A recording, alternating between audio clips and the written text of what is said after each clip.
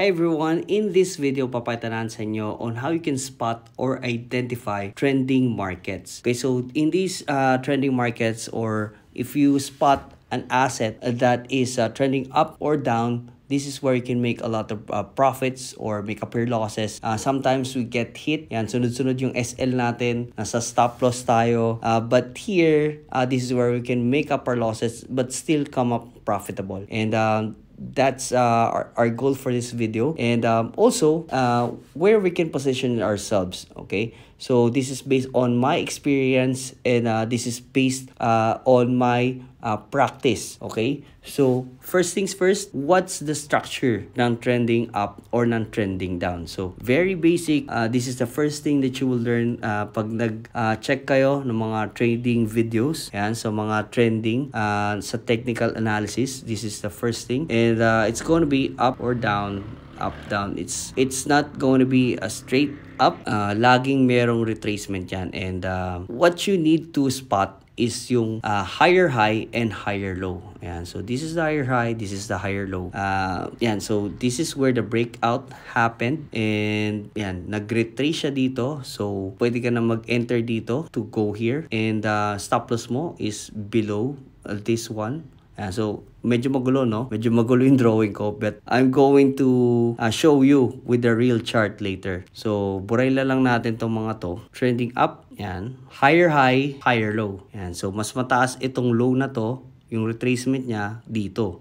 That's the meaning of the higher low. And higher high, sabihin mas mataas ito, dito. That's the higher high and that's the higher low. Okay, so let's go on sa ating real chart. And so it's really simple kapag theoretical, no? But if real money is at stake, if you need to make a decision, then that's the hard part ng pagte-trade natin. So dito, let's spot here. Ayan. As you can see, meron ng higher high dito and higher low. It's starting to build up. Nangyari na naman ulit yan dito. Higher high na naman siya. This is where the breakout happened. Yan. Nag-higher high na siya dyan. And actually, di na nga siya nag-higher low ulit. This is the higher high again. This is the higher low. So as you can see, yan. Mas mataas itong low na to dito. So where do you position yourself from here? So nakita mo, it's trending up and you are on a higher time frame. Diba? You can actually go on a lower time frame if you are into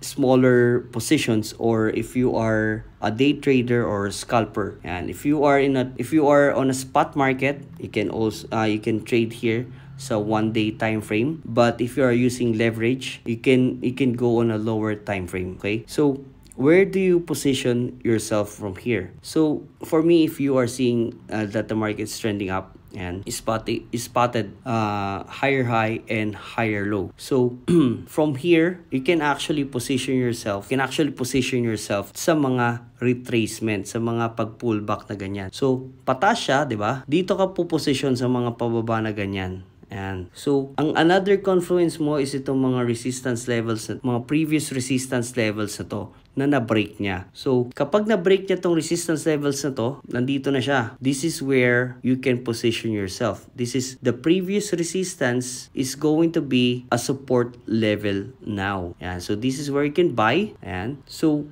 if you bought here, it went up already. And in my experience, this is a safe level to close your position. Okay, so if you are being conservative and if you really want a quick buck, okay, this is a big move already. So from 24,000 to 31,000, this is a big move already. But if you want to position yourself, and if you just want a quick buck, you can sell here. But if you want to position yourself and make a fortune, if you are in a spot market, you can buy here and hold it.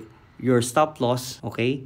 So if you bought here, your stop loss should be here or here, okay? So as you can see, hindi naman siya na-break. So nagtuloy-tuloy lang siya, hinold mo lang siya, yan. And this went up, yan. So nag-double na siguro, nag-triple na siguro yung kita mo dito. Ayan. So what you can do from here is to move your stop loss. Okay? So, pag na-break itong resistance na to, since you are holding the position, yan, this is going to be a support level now. Okay? So, pag na-break niya yan, yung resistance na yan, it went up here, you can now move your stop loss from here on a break even. So this is where you bought, di ba? So this is your previous stop loss from here, 19,000 or 12,000. You bought at 24,000. You now move your stop loss on a break even level. So whatever happens, break even ka. Hindi ka matatalo. Break even lang, tabla lang, di ba? So na-break niya yung resistance. So from 24,000, you bought 24,000, it went up to 36,000. It did not look back. Okay? So again, nag-form na naman siya ng another consolidation. Okay? It went up here. Ayan. So na-break niya na naman yung resistance levels na yan at 39,000. So you can now move your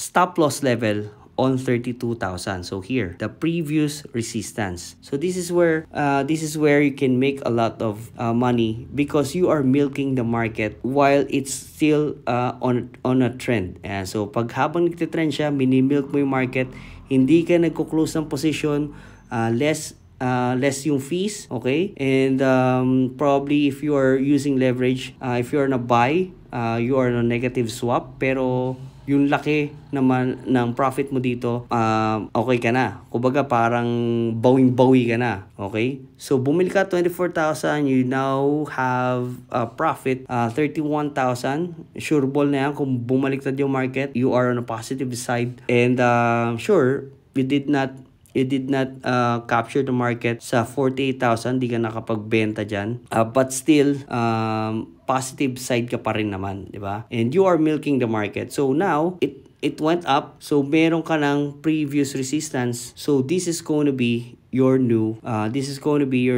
stop loss level. So every time na na-hit niya yung mga resistance levels na yan, you can move up your stop loss level. So all the way from here, 24,000, you now secured your profit to 48,000. Ayan, so 47,000. So na-break niya na naman. Okay, pumunta na sa 72,000. For me, that kind of move, medyo malaki na yan.